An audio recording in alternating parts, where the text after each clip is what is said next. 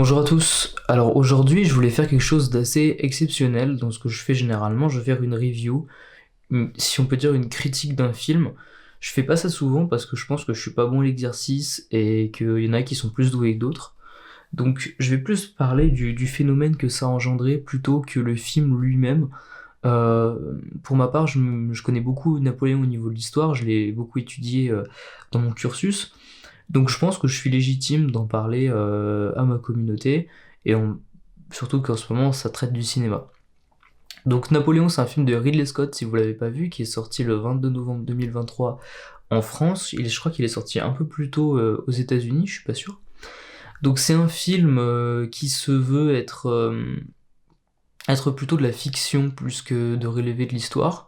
Alors certes, Ridley Scott utilise Napoléon, qui est un personnage historique français très connu, mais d'un côté, il met beaucoup de fiction, je vais pas vous spoiler, mais avec le fait que Napoléon n'est pas motivé par la gloire, ni même peut-être par les richesses ou la conquête, mais il est surtout motivé par Joséphine, son amante, et sa femme d'ailleurs, qui ne pourra pas lui donner d'héritier légitime. Et toute sa vie, il va réussir des combats, des conquêtes, il va tout faire pour elle. Euh, Moi je trouve que c'est pas forcément quelque chose de très original, face à ce que peuvent dire d'autres personnes. En fait, ce Napoléon-là, il a déjà été fait dans d'autres films. Napoléon et les femmes, il y a eu aussi beaucoup de documentaires. Je trouve que Ridley Scott aurait pu trouver quelque chose de plus intéressant. Si on dépasse, en fait, beaucoup de gens critiquent le fait que c'est pas historique du tout. Je le comprends. Après, on a eu beaucoup de films sur Napoléon, on a eu Abel Gance, on a eu le Napoléon avec Christian Clavier, que je vous conseille de regarder. Je pense que c'est celui qui est peut-être le plus instructif, et Christian Clavier, quoi qu'on en dise du bien ou du mal, joue extrêmement bien Napoléon dans cette version-là, donc je ne peux que vous encourager à aller le voir. Le problème, c'est que là, Ridley Scott, en fait, c'est un très grand réalisateur et qui est limite réalisateur, producteur lui-même. Et il a la main mise, si vous voulez, sur la production du film. Ce qui fait que on n'a pas un simple réalisateur qui a affaire à des producteurs qui voudraient une véracité historique. Quand généralement vous produisez un film historique, il faut que vous ayez des preuves. Si vous voulez faire une biographie, un biopic, comme on dit en anglais, il vous faut un dossier derrière qui montre que vous avez étudié ce sujet-là et que vous pouvez le traiter en cinéma. Ridley Scott est un réalisateur qui fait beaucoup d'entrées au niveau du box-office. Ah, d'ailleurs, ce qui m'a fait rire, c'est que Ridley Scott s'est un peu pris un boomerang, parce il y a de ça 2 ans, je crois, que quand il a sorti le dernier duel avec Matt Damon, que je vous encourage à voir, c'est un très beau film. euh, il avait dit que les gens n'iraient plus le voir, les films au cinéma, et que c'était la faute des écrans. Et moi, ça me fait rire parce que je pense que Napoléon est un film qui a eu du succès parce que il est passé par les réseaux, parce que Napoléon a une grande réputation partout, hein. C'est, je pense, le personnage français qui est peut-être un des plus connus. Je crois que même quand vous allez dans des pays Extrême-Orient, les gens connaissent Napoléon Bonaparte. Et je pense qu'il a joué aussi d'une publicité au niveau des réseaux, au niveau des fans d'histoire généralement, qui ont affiché ça. Enfin bref, passons. Je peux comprendre que le fait que la véracité historique puisse ne pas plaire à d'autres, mais les gars, à un moment, c'est du cinéma. Les gens produisent plusieurs films. Napoléon est la personne la plus représentée dans les films d'histoire.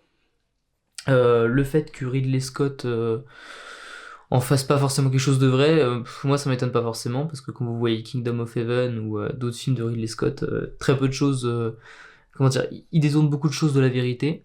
D'ailleurs, beaucoup de gens aiment Inglourious Basterds. Inglourious Basterds, c'est très peu réel face à ce qui s'est passé. Donc je trouve que c'est pas forcément ça que j'attaquerais. J'attaquerais peut-être plus le côté du personnage joué par Joaquin Phoenix. Pas beaucoup de gens en ont parlé en tout cas, mais je trouve il ne représente pas du tout l'empereur Napoléon Bonaparte. Du moins, je pense qu'il aurait été sage par Ridley Scott de prendre un Français pour jouer Napoléon Bonaparte, parce que, bon, peut-être par patriotisme, je ne sais pas, je dirais que Napoléon peut pas être joué par un anglais, un anglophone. Il aurait pu être par un latin, genre un italien ou un français, mais pas par un anglophone. Ça lui va pas du tout, si vous voulez. C'est comme si on faisait un film, je ne sais pas, sur, sur Winston Churchill, et qu'on foutait en acteur Pierre Niney. Voilà, il y a autant de ressemblances en fait. Et puis Napoléon est censé avoir 20 ans, parce qu'il est général, je crois, pas forcément tout le film. Et là, Joaquin Phoenix s'approche des 60. C'est. Je sais pas pourquoi en fait. Autant le fait que il fasse un autre truc, un fiction, ça s'est déjà vu dans les films. C'est pas le premier. mais dans le sens où le personnage ne fait pas du tout Napoléon. C'est plus ça, moi, qui m'a impacté. Je n'ai pas vu Napoléon Bonaparte, j'ai vu Joaquin Phoenix qui était en tunique de l'Empire et avec des vêtements du 19e siècle. J'ai pas vu Napoléon du tout. Vous avez beau lui mettre un bicorne sur la tête, je trouve qu'il ne joue pas Napoléon. Ça marche pas en fait. Donc les Anglais, moi je vais vous donner trois exemples que les Anglais ont pris au niveau de nos films. Les Anglais nous ont pris Le Dernier Samouraï, qui est Jules Brunet. D'ailleurs, j'aimerais beaucoup en faire un film si un jour j'en ai l'occasion. Jules Brunet, qui est le dernier samouraï, qui était français d'ailleurs, un très grand soldat de la Légion étrangère, d'ailleurs médaillé de l'ordre du Mikado. Voilà, c'est ça. Et vous avez aussi Kingdom of Heaven, je vais pas tous les faire parce qu'il y en a tellement. Kingdom of Heaven, je trouve qu'il est dommage parce que il y a beaucoup de personnages français en fait. Baudouin IV était français, français franc. Même Guy Lusignan, et en fait ils sont pas du tout vus de la réalité de la même façon, mais ils sont pas du tout comme ils étaient, et c'est très mal fait parce que c'est par les Anglais.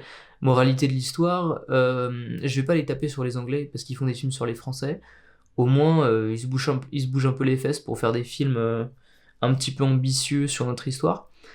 Plutôt demandons aux Français de faire des films sur notre histoire. Voilà, pourquoi pas. Pourquoi ne faites-vous pas un film, je sais pas moi, sur Jules Brunet. Pourquoi ne faites-vous pas un film sur Napoléon? On en a déjà fait, mais aujourd'hui on en a plus du tout. Pourquoi ne pas faire un film sur Jacques Cartier, La Pérouse? Voilà, c'est des choses qu'on fait pas.